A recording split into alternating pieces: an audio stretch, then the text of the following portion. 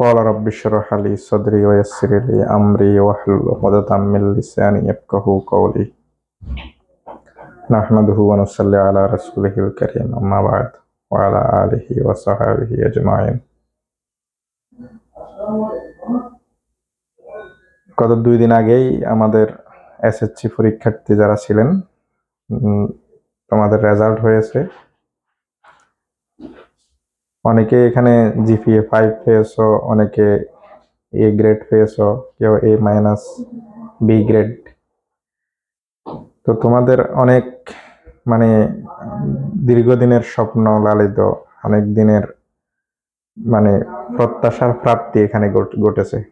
যারা পাশ করেছে, উত্তীর্ণ হয়েছে, তারা যারা ছাত্রছাত্রী এবং যারা অভিভাবক এবং শিক্ষক যারা ছিলেন, প্রত্যেকের একচ্ছত্র প্রচেষ্টায় যারা এসএসসি উত্তীর্ণ হয়েছে সবাইকে অনেক অনেক মোবারকবাদ, অভিবাদন। এবং সেই সাথে সাথে প্রত্যেকের মা বাবা এবং যারা শিক্ষক ছিলেন, প্রতিষ্ঠানের যারা শিক্ষক তত্ত্বাবধানে ছিলেন, সবাইকে অভিবাদন জানাই। এটা মানুষের জীবনের মানে পড়ালেখার জীবনের প্রথম সাকসেস হলো এসএসসি পরীক্ষা। এসএসসি পরীক্ষা এই জন্য অনেক বেশি গুরুত্ব বহন করে, কারণ এই সময়ে ছেলে মেয়ে উভয়ের মানে একটা শিশু থেকে তারা মানে আস্তে আস্তে বড় দিকে অগ্রসর হয়। যারা এসএসসি পরীক্ষায় উত্তীর্ণ হয়েছে তাদেরকে তো অবশ্যই মোবারকবাদ জানাই, এবং সাথে সাথে যারা উত্তীর্ণ হতে পারেনি তোমাদেরকেও বলবো এটা তোমাদের জন্য এই প্রথম ধাপে একটা শিক্ষা। এখান থেকে তুমি আরো বড় কিছু শিখতে পারবে আশা করি। যারা উত্তীর্ণ হয়েছে, যারা ভালো রেজাল্ট করেছে, নট নেসেসারি তারা অনেক মানে সবাই এখান থেকে অনেক বড় উচ্চশিক্ষিত, সব পড়ালেখার শেষ পর্যায়ে পৌঁছে যাবে। তবে বেশিরভাগ এই চেষ্টায় থাকবে যে যেন পড়ালেখা করে মানুষের মতো মানুষ হওয়া যায়। এটা তো অবশ্যই, কারণ এখান থেকে কম সংখ্যক বাচ্চা যারা আছে, ছেলে মেয়ে উভয়ের কম সংখ্যক মানুষ এখান থেকে জড়ে যাবে, বেশিরভাগই পড়ালেখায় থাকবে, পড়ালেখায় চলমান থাকবে তোমাদের জন্য। তো তোমাদের জন্য আরো কিছু কথা বলতে চাই যে যারা এসএসসিতে উত্তীর্ণ হয়েছে, তোমাদের এই পড়ালেখার পিছনে তোমাদের কঠোর পরিশ্রম ছিল। সেই ছোটবেলা থেকে ক্লাস 1 থেকে ক্লাস 10 পর্যন্ত 10 বছর বড় একটা যাত্রা তোমাদের কাছে। এখানে প্রত্যেক দিন সকালে পড়ালেখা করা, দুপুরে করা, রাতে করা, এবং যারা টিচারের কাছে ভালো আবার পড়েছে, প্রাইভেট পড়েছে, কত কষ্টই না তোমরা করেছো। কষ্টের একটা ফলের তোমরা প্রাপ্তি এখন পেয়েছো। তো আমাদের অভিভাবকটাও অনেক বেশি উদ্বিগ্ন থাকে যেন বাচ্চাটা ভালো রেজাল্ট করে, ভালো ফলাফল অর্জন করে, যেন উচ্চশিক্ষিত হয়, যেন সে ইন্টারমিডিয়েটে বা আরো আরো উপরের দিকে যখন যাবে, অনার্স মাস্টার্স যখন করবে, একসময় সে এমফিল করবে, বা যে যত উপরের দিকে যায় বাবা মার গার্জিয়ানের প্রত্যাশা থাকে সে যেন অনেক বেশি উপরের দিকে যায়। এবং মা বাবা যত কষ্টই থাকুক না কেন, প্রত্যাশায় মানে ছেলে মেয়ে যেন সর্ব উচ্চ স্থানে যেতে পারে সেই প্রচেষ্টাই সব সময় থাকে। অনেক বাচ্চা আছে এখানে যারা পড়াশোনা করতেছে, তাদের অনেকে আছে অতীব দরিদ্র ফ্যামিলির ছেলে মেয়ে, কিন্তু তার মা বাবার প্রচেষ্টার কারণে সে এখন ভালো রেজাল্ট করেছে, হয়তো সামনের দিকে আরো অনেক ভালো রেজাল্ট করবে। এখানে অনেক শিক্ষার্থী ছিল যারা খুব বেশি সাপোর্ট পায় নাই, পরিবার থেকে কোনো কিছু পায় নাই, আর্থিকভাবে বিভিন্ন রকম সংকোচন ছিল, কিন্তু সে রেজাল্ট করেছে অনেক ভালো পত্রপত্রিকায় যেখানে এসেছে। এখানে আরো কিছু বিষয় আছে, যারা পড়াশোনা করেছে দেখা গেছে তাদের মধ্যে একটা ছেলেকে আমি দেখেছি, সে ফা দিয়ে লিখে জিপিএ 5 পেয়েছে। তোমরা কি কখনো ভেবে দেখেছো যে একটা ছেলের পা নাই, সে জিপিএ 5 পেয়েছে? হাত পা দিয়ে লেখে, হাত নাই, দুটা হাতে নাই, পা দিয়ে লেখে সে জিপিএ 5 পেয়েছে। তো যাদের হাত পা এবং সর্বাঙ্গ সবকিছু আছে, আমরা কতই না ভাগ্যবান, তোমরা কতই না ভাগ্যবান।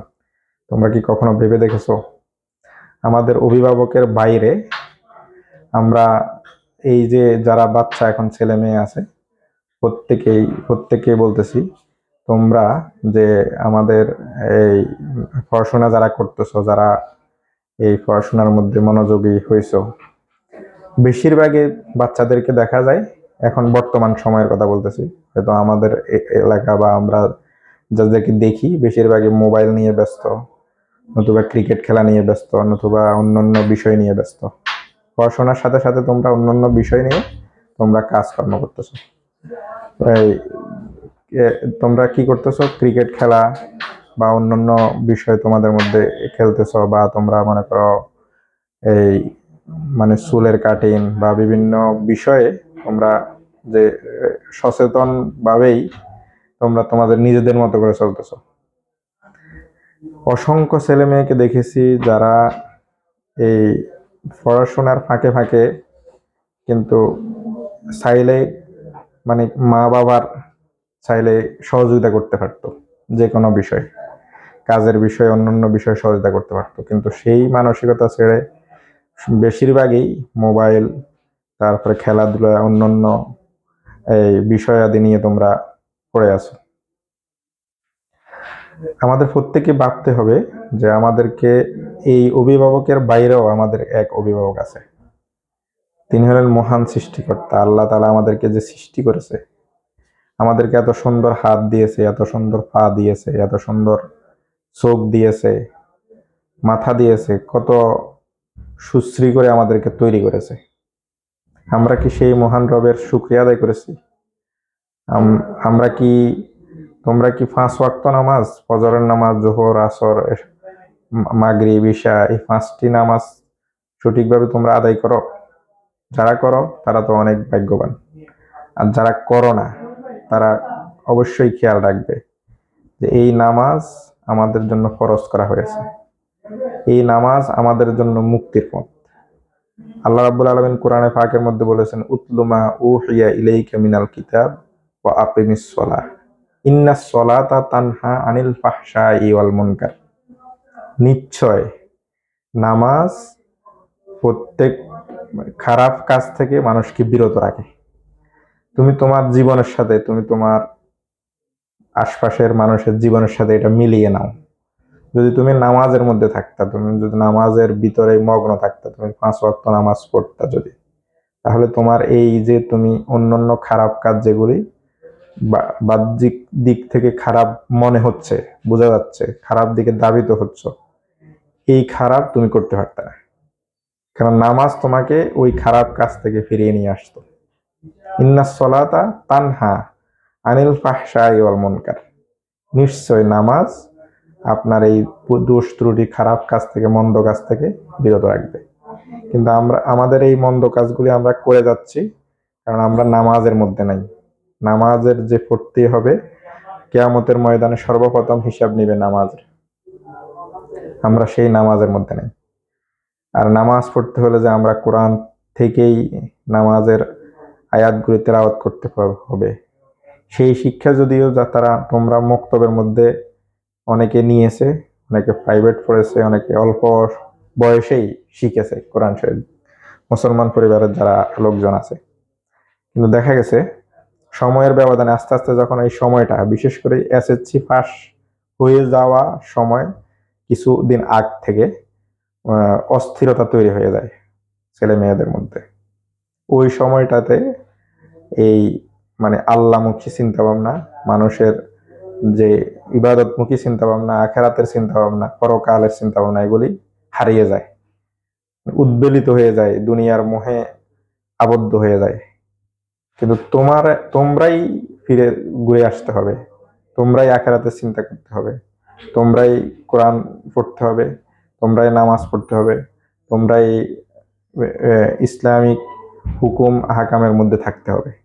যদি তোমরা সেখানেই থাকো তাহলেই আগামী প্রজন্ম অনেক বেশি ব্রাইট, উজ্জ্বল হবে।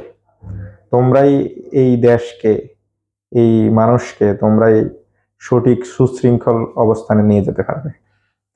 এর ফলে তোমাদের সামনের যে শিক্ষা, এই শিক্ষায় দেখা গেছে তোমরা ইন্টারমিডিয়েটে ভর্তি হবে, এখানে অনেক সময় আছে, এ ফাঁকে তোমরা চাইলে অনেক কিছু করতে পারো। এ ফাঁকে তোমরা এই ক্লাসের তো পড়া এখন নাই, তোমরা এই ভর্তি হওয়ার আগে এই ফাঁকে তোমরা যারা কোরআন শরীফ পরিপূর্ণভাবে শিখতে পারো নাই, তোমরা শিখতে পারবা।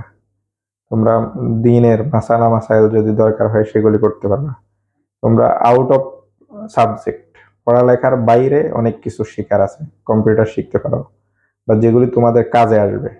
এরকম অনেক বিষয় আছে যে বিষয়গুলি তোমাদের অতীব শিক্ষার জন্য অনেক বেশি দরকার, সেইগুলি তোমরা এই সময়ের ভিতরে শিখতে পারো। সাথে সাথে তোমরা এই আমাদের দেশের মানুষ কোনো কাজ করতে চায় না, এটা সবচাইতে বড় দুর্বলতা, যে শিক্ষার সাথে সাথে কাজকর্ম করতে হবে। এই কাজকর্ম করা উচিত মানুষের, এবং মানুষকে এই কাজ করতেই হবে। তুমি দেখা গেছে একটা নির্দিষ্ট সময়ের পরে তুমি কাজ করবে, একটা নির্দিষ্ট সময়ের পরে তুমি মাস্টার্স করবে, তুমি অনার্স করবে, এরপরে তুমি গিয়ে কাজ করবে। বা একটা সময় তুমি বিদেশে যাবে, বিদেশে গিয়ে তোমাকে কাজ করতে হবে। যে কাজগুলি তুমি না জানো, বিদেশে গিয়ে তোমার কোনো কাজ করার সুযোগ হবে না। তাহলে কি হচ্ছে, তোমরা অনেকটা সময় তোমরা বঞ্চিত, অনেকটা সময় তোমরা ইয়ের থেকে চলে যাচ্ছে, তোমাদের হাতের থেকে চলে গেছে। জীবনের দীর্ঘ সময় পাড়ি দিতে হবে। এই সময়ের পরে জীবনের যে সামনের দিকে যে অগ্রসর হবে, ওই অগ্রগামী সময়ের মধ্যে তুমি যে বিদেশে যাবে, তুমি অন্যান্য কর্মক্ষেত্রে যোগদান করবে, অন্যান্য কাজ করবে, এই কাজগুলির প্রস্তুতি এখন নিতে পারো। এটাই হলো মুখ্যম সময়। বিদেশে যাওয়ার পরে অনেকে কোনো কিছুই করতে পারে না, কারণ সে পড়ালেখার বাইরে আর কিছুই করে নাই সে, তাহলে তাকে টেকনিক্যালি সে পিছনে পড়ে গেছে। তো তোমাদেরকে যদি উচ্চ শিক্ষায়, তোমাদের উচ্চ আসনে যদি তুমি অধিষ্ঠিত হতে চাও, তাহলে তোমাদেরকে এখন থেকেই তোমাকে প্রস্তুতি নিতে হবে। আর যদি তুমি সেটা করতে ব্যর্থ হও, তাহলে তুমি জীবনের প্রতিটা ধাপে ধাপে, প্রতিটা পর্যায়ে তুমি আটকে পড়ে যাবে। এই দুনিয়াবি জীবন কিন্তু শেষ জীবন নয়। এই দুনিয়ার জীবন ক্ষণিকের জীবন। এই ক্ষণিকের জীবনের জন্য আমরা দুনিয়াতে এসেছি। এই দুনিয়াতে ভালোভাবে থাকার জন্য যতটুকু প্রচেষ্টা আমাদের মধ্যে থাকবে আমরা করব, তার চাইতে বেশি প্রচেষ্টা আমাদের থাকতে হবে আখেরাতের জন্য। আখেরাত যদি কোনো আমাদের সুন্দর না হয়, আখেরাত যদি কোনো পরিপূর্ণতা না পায়, আমরা যদি আমাদের জীবনকে যদি সুন্দরভাবে গঠন করতে না পারি, তাহলে আমাদের এই দুনিয়াবি শান শওকত অল্প সময়ের জন্য যে আমরা বেঁচে থাকার যে লড়াই, আমরা যে বেঁচে থাকার জন্য প্রাণপণ চেষ্টা করি, এই চেষ্টা আমাদের মধ্যে এই সফল হলেও ক্ষণিকের জন্য সফল হবে।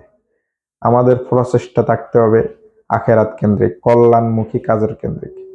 দুনিয়া এবং আখেরাত দুটি বিষয় সমানভাবে প্রাধান্য দিতে হবে, তাহলেই তুমি পরিপূর্ণ একজন মানুষের মতো মানুষ হবে। আমাদের এই দেশে আমরা বেশিরভাগ মানুষে মধ্যবিত্ত, হতদরিদ্র বা উচ্চবিত্তর মানুষ এখানে খুব কম সংখ্যক আছে। বিশেষ করে মিডল ক্লাস মানুষ যারা, তারা অনেক কষ্ট করে বিদেশে গিয়ে অর্থ উপার্জন করে তোমাদেরকে শিক্ষিত করতেছে, তোমাদের প্রাইভেটের টাকা দিচ্ছে, স্কুলের বেতন দিচ্ছে, আসা যাওয়ার গাড়ি ভাড়া দিচ্ছে, তোমার টিফিনের খরচ দিচ্ছে, তোমার নাস্তার খরচ দিচ্ছে। এই যে তারা কতটা হার্ড ওয়ার্ক করে বিদেশে যারা থাকে, সেটা তুমি এখান থেকে অনুধাবন করতেছো না। তুমি তোমার মতো করে তুমি অ্যান্ড্রয়েড ফোন চালাচ্ছ, তুমি তোমার মতো করে চুল কাটতেছ, তুমি তোমার মতো করে ঘুম যাইতেছ, তুমি তোমার মতো করে ঘোরাফেরা করতেছো। কিন্তু তাদের যে পরিশ্রম, তাদের যে মানে এই অনেক কঠিন পরিশ্রমের বিনিময়ে তুমি আজকে এই জায়গায় এসেছো বা সামনের দিকে আরো অগ্রগামী হবে, এই চিন্তা চেতনা তোমার মাথার মধ্যে থাকতে হবে। আমরা সব সময় এই জিনিসটা মাথায় রাখবো, যেন আমরা নিজেদের দুনিয়াবি কাজের সাথে, পড়ালেখার সাথে সাথে আমরা যেন আখেরাতের কাজের সাথে সম্পৃক্ত হতে পারি। আর তুমি এখন এই প্লাস পেয়েছো, যারা এই জিপিএ 5 পেয়েছে তাদেরকে বলতেছি, অনেক বেশি খুশি হওয়ার এখানে কোনো বিষয় নাই। এখানে ক্লাস এখন এসএসসি পরীক্ষা শেষ হয়েছে, এরপর সামনের দিকে যদি তুমি এই পড়াকে তুমি যদি অনেক বেশি অগ্রগামী করতে পারো, তাহলেই তোমার এই সার্থকতা। আর নতুবা তোমার এই এখন অনেক ভালো রেজাল্ট করার কোনো সার্থকতাই আসবে না। তোমাদেরকে অনেক বেশি আকুল আবেদন থাকবে দুনিয়ার কাজের সাথে সাথে, পড়ালেখার সাথে সাথে প্র্যাকটিক্যাল হতে হবে। প্রত্যেককেই এমন কিছু রিয়েলিস্টিক হতে হবে যেন আমি এই পড়ালেখা এবং আমি এমন কিছু কাজ করব, ওই কাজ দিয়ে যেন আমি পড়ালেখা করলেও পড়ালেখার সাথে সাথে আমি পরবর্তীতে গিয়ে আমি যেন ইনকাম কিভাবে উপার্জন করতে পারি দুনিয়াবি থাকার জন্য, সেরকম একটা ব্যবস্থা করার জন্য আমি কঠোর পরিশ্রম করতে হবে আমাদেরকে। এবং আমাদেরকে এই দুনিয়ার ক্ষণস্থায়ী জীবনের চাইতে বেশি গুরুত্ব দিতে হবে আখেরাতের জীবনকে। যেখানে আখেরাতের জীবনকে যদি আমরা গুরুত্ব দিতে হয়, তাহলে আমাদেরকে ইসলামিক বিষয় অধ্যয়ন করতে হবে, কোরআনের বিষয় অধ্যয়ন করতে হবে, হাদিসের বিষয়ে অধ্যয়ন করতে হবে, বড় বড় ইসলামী মনীষীদের এই বই পুস্তক আমাদেরকে পড়তে হবে, ইসলামী ইতিহাস পড়তে হবে আমাদেরকে। ইসলাম কিভাবে মানুষ আজকের এই বাংলাদেশ পর্যন্ত, আমাদের কাছে পর্যন্ত ইসলাম কিভাবে এসেছে, ইসলামের যে ঐতিহাসিক যে বিষয়গুলি, এই সবগুলি যখন মানুষ জানবে, বুঝতে পারবে, তখনই ধর্মের প্রতি মানুষ গুরুত্ব দিবে। এখন আমরা যেই ধর্ম পালন করি, আমরা নামাজ পড়ি, যারা রোজা রাখি, হজ করি, জাকাত দিই, অন্যান্য অনেক বিষয় আমরা পালন করি, কোরবানি করি, কিন্তু এইটার ভিতরেই দেখা গেছে মানে আমাদের পরিপূর্ণতা থাকে না। আমরা 24 আওয়ার্সের মধ্যে, আমরা পরিপূর্ণ সময়ের মধ্যে ইসলামের ভিতরে আছি কিনা, এটা আমরা দেখতে হবে, বুঝতে হবে আমাদেরকে, যে আমরা ঘুম থেকে উঠার পরে আবার ঘুমানো পর্যন্ত এই সময়টার ভিতরে আমরা পরিপূর্ণভাবে ইসলামে দাখিল হইতে পারছি কিনা। যদি না পারি, তাহলে কাল কিয়ামত মুসিবতের সময় আমাদের প্রত্যেককে এই হিসাবের মুখোমুখি হইতে হবে যে আমাদের সময়টাকে আমরা কি করেছি, কিভাবে কাজে লাগাইতে পারি নাই বা কাজে লাগাই নাই, অবহেলা আমরা অবহেলা করে সময়কে পার করে দিয়েছি। কিন্তু আমাদের এই হায়াতের এই গুরুত্বপূর্ণ সময়টাকে আমরা চাইলেই কোরআন এবং ইসলামের যে বিধান, এই বিধান আমরা সঠিকভাবে পর্যালোচনা করে জীবনের মানুষের মধ্যে ইসলামিক যে মূল্যবোধ থাকা দরকার, সেরকম জীবন ব্যবস্থা আমরা গড়ে তুলতে পারতাম। কিন্তু আমরা যদি সেটা করতে না পারি, তাহলে আমরা কামিয়াব কখনোই হব না, দুনিয়াতেও হব না, আখেরাতেও হব না। প্রত্যেককে আমাদের চেষ্টা থাকতে হবে যে আমরা যেন দুনিয়া এবং আখেরাতে সমানভাবে সফল হই। ওয়াখির দাওয়ানা আলহামদুলিল্লাহি রাব্বিল আলামিন। রব্বানা তাকাব্বাল মিন্না ইন্নাকা আনতাস সামিউল আলিম ওয়া তুব আলাইনা ইন্নাকা আনতাত তাওয়াবুর রহিম।